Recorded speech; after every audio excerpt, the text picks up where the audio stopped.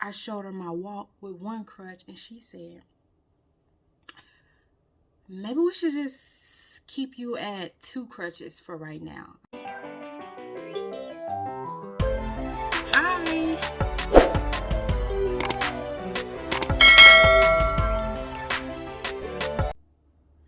Hi, thank you so much for being here.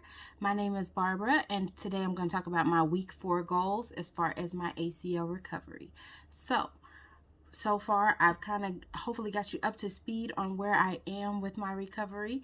And so from now on, I mean, we'll talk about other things, go in depth on other things, but I want to make sure that I do weekly goals for what I want to work on through the week. So this will let you know where I'm at with my recovery. Not that you should compare where I'm at with my recovery with where you should be at. I don't know, put that under there.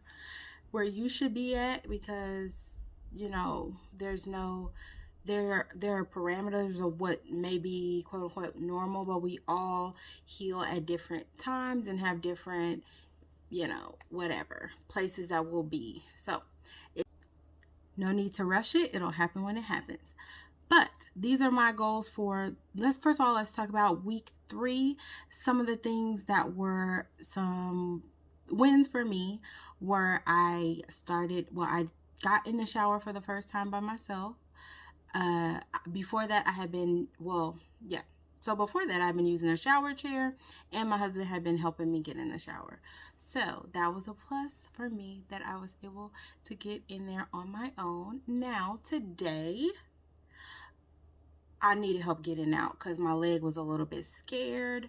It does take me it took me probably, I don't want to say 60 seconds, but somewhere close to 60 seconds to convince my good leg. Like I have my crutches, and they're back there behind the plants, but I have my crutches and I put my surgical leg. I hate to call it my bad leg. I don't really feel like I have a bad leg, but so the leg that was operated on, I put that one in first, and then my other leg is just so scared, or my mind is scared, because my other leg is fine.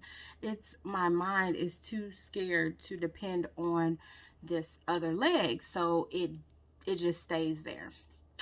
So, but I got it done to get in there, but I couldn't get out, or I was tired of waiting, one or the other. So I got help. And so, yeah, it's not a linear process. You know, up, it's going up, but sometimes it come down a little bit, go back up, but you're overall, it's progress. Anywho, so my first goal, well, no, we're not done. We're not done. Another win for the week was that I started to be able to cycle on my little desk cycle thing. I'll show a picture of it.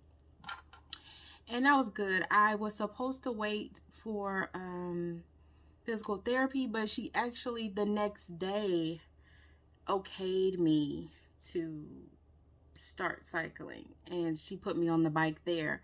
But the thing had been staring at me for so long, and I wanted to get on it, and so I got on it, and it was fine.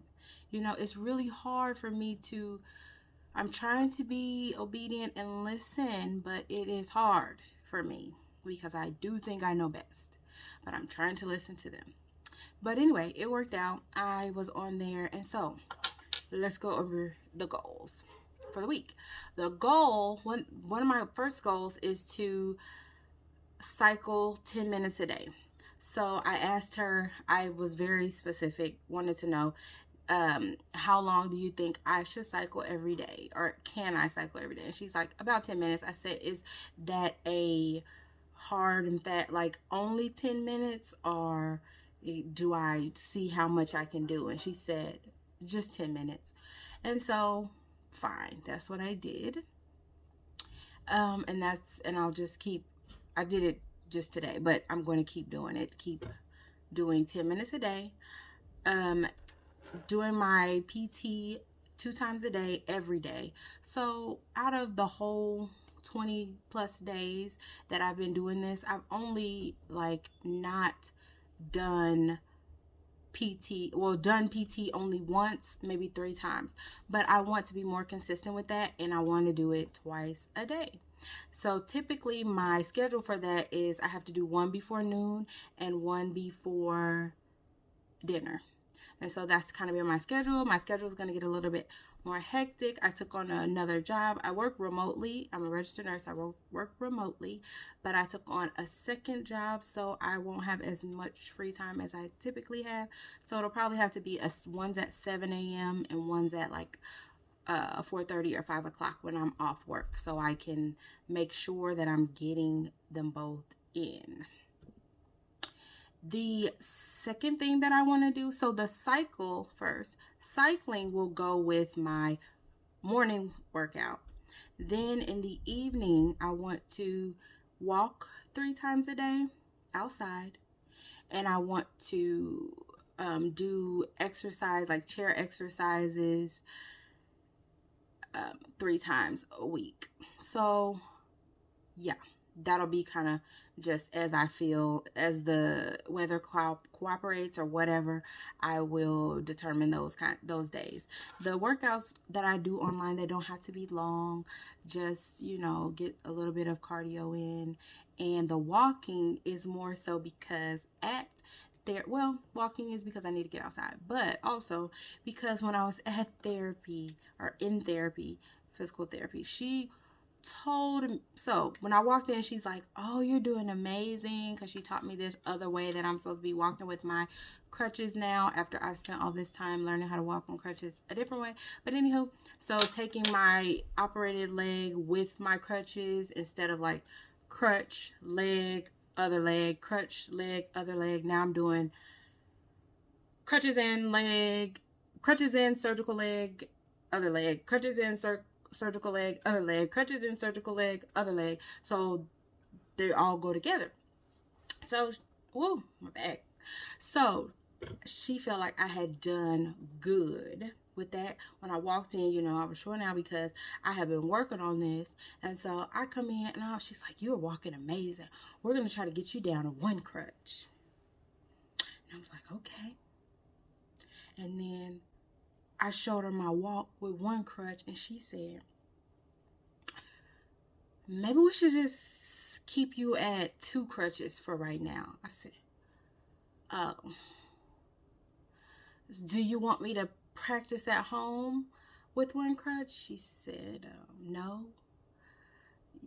You should probably just practice here." And so I guess I didn't do well. I mean, I didn't feel like I did well, no way. But I was willing to take it because I'm trying to move forward. But no, it didn't work out that way. So I want to practice my, 2 crutch walking in hopes to get more stable and the whatever I got to do to get to the one crutch. If that's what they say is the next step, honey, let's get to it. I thought I was going to be, I'm going to do this slow and steady, and I have all the time in the world to recover. Yeah, but I'm ready. As soon as they want to come to me, I'm going to take it. So, so those 2 things. Also, since I've been back from surgery, let's start here. So this is number 3. When I originally found out I was going to have surgery, I felt in my spirit, that I was supposed to, I felt like I need to be ready for war. This is war on my body.